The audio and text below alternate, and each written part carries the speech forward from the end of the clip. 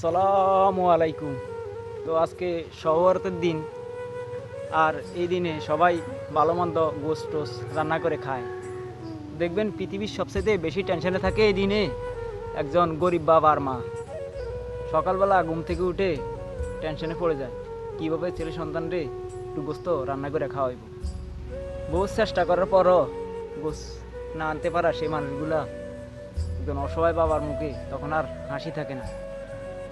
দেখবেন যারা গরিব মানুষ গোস্ত কিনতে পারে না, সকালবেলা উঠে আশেপাশে যারা থাকে তাদের বাসায় গিয়ে কাজ শুরু করে দেয়।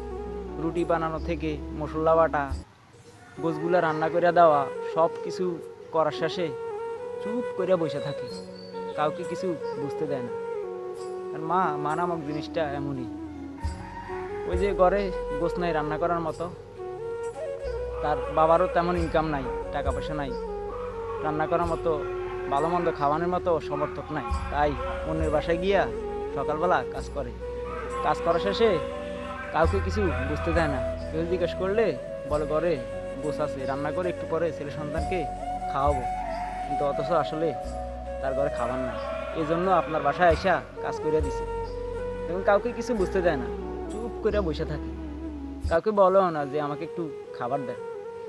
যখনই আপনি তারে বলেন যে ভাবি আসেন বসেন খাবার খান, তখনই ওই মানুষটা হাসি দিয়া বলে ভাবি আমি এখন খাবো না, আপনি আমারে একটা প্লেটে করে কিছু খাবার দেন, আমি বাসায় গিয়ে খাবো।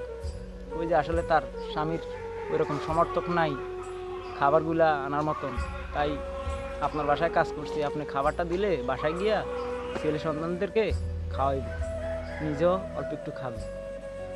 তো যারা সবার রাতে ভালো মন্দ খান, আশেপাশে যারা গরিব মানুষ আছে তাদেরকেও দিয়েন, একা খাইয়েন না, কারণ তাদের টাকা পয়সা নাই, এই কারণ তারা কিনতে পারে না। আপনাদের পাড়া প্রতিবেশী হিসাবে তাদেরকে দেওয়া এটা আপনাদের দায়িত্ব। ভালো থাকবেন, আল্লাহ হাফেজ।